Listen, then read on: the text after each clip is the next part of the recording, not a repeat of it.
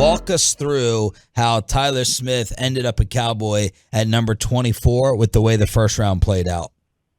So the first hit for them was Drake London at 8 to the Falcons. That they really, really loved him, and he was somebody that they were willing to trade up for.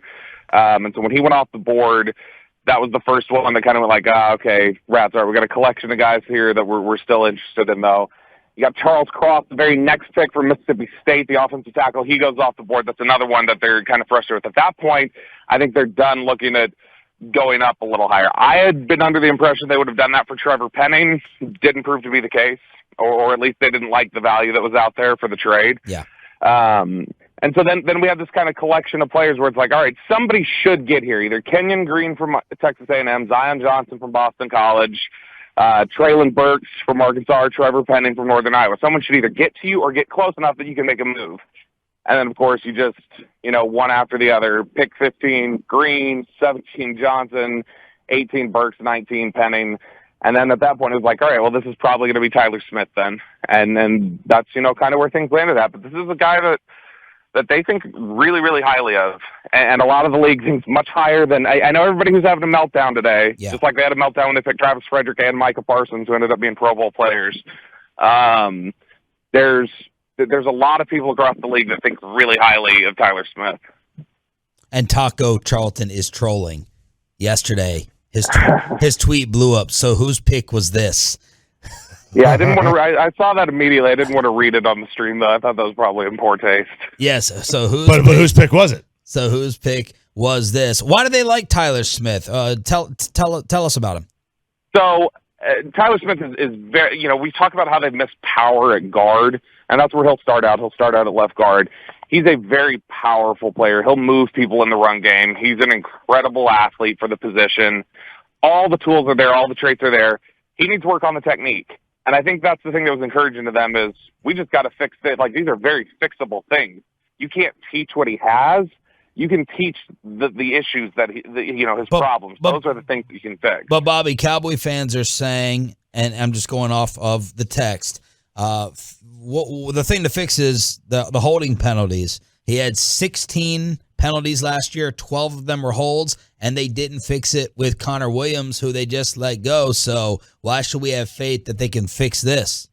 Because Connor Williams was in year 4, and Tyler Smith wasn't old enough to even drink when he had those holding penalties. Like, we're talking about a very young player. He just turned 21 at the beginning of April, and he's not going to get the same coaching at Tulsa that he's going to get at the NFL. This is a guy who went under-recruited. He went to North Crowley High School, was under-recruited, couldn't even get an offer from TCU, his hometown school. Ends up going to Tulsa and shows enough, even with the technique, that NFL teams were like, got to get him. Like, we got to clean this up. But we talked last night about how this was a good draft to be at the top if you needed, like, an offensive lineman. Because there was Ike Ekwonu, Evan Neal, Charles Cross. Like, there were these really good offensive linemen there. More than one person last night, I was calling around contacts that I have across the league, personnel people across the league. More than one of them, in and outside of Dallas, think that if he puts together the traits, he has very much the potential to be the best offensive lineman in the class. Ooh. Like, they think it's a legitimate, there's a projection there, but his ceiling, they think, is the highest of all the offensive linemen that went last night. So this wasn't them honing, zeroing in, getting tunnel vision on a particular position. This truly was, for them, best player available on their board? Yeah, it got to a point where, we talked about how if there was a wipeout scenario, if they lost guys. But, yeah, I think they got to a point where it's like, this is the guy. This is who we have graded here that would be our best pick. I mean, Jerry said it last night. He was their 16th overall player. And you're picking at 24. I think you feel pretty good in the draft, especially that you don't think is very top-heavy, that, when you talk about we're going to have 14 to 16 first-round grades, I don't think Tyler Smith was a first-round grade, but that means he was as close to a first-round grade as they were probably going to get at 24. Right.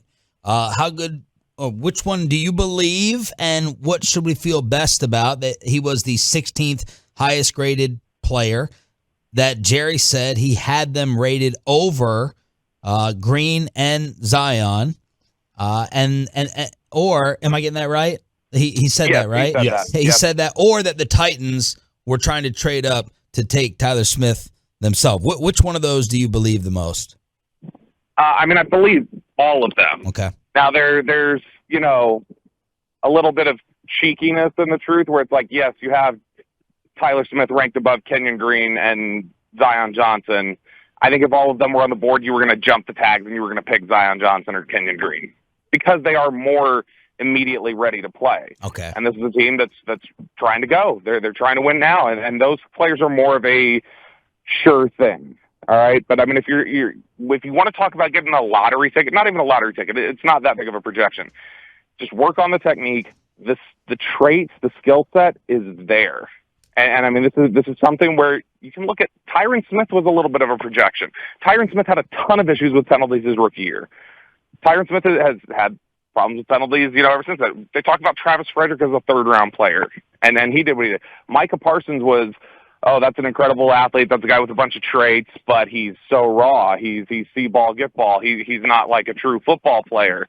And then Micah Parsons went out there and was one of the 3 best defenders in the NFL last year. And so it's like, to me, it's just have a little faith. Like, let the kid get here. Let's see some reps. Let's see what he looks like after he gets NFL coaching and go from there, because people across the league think that his ceiling is very, very high.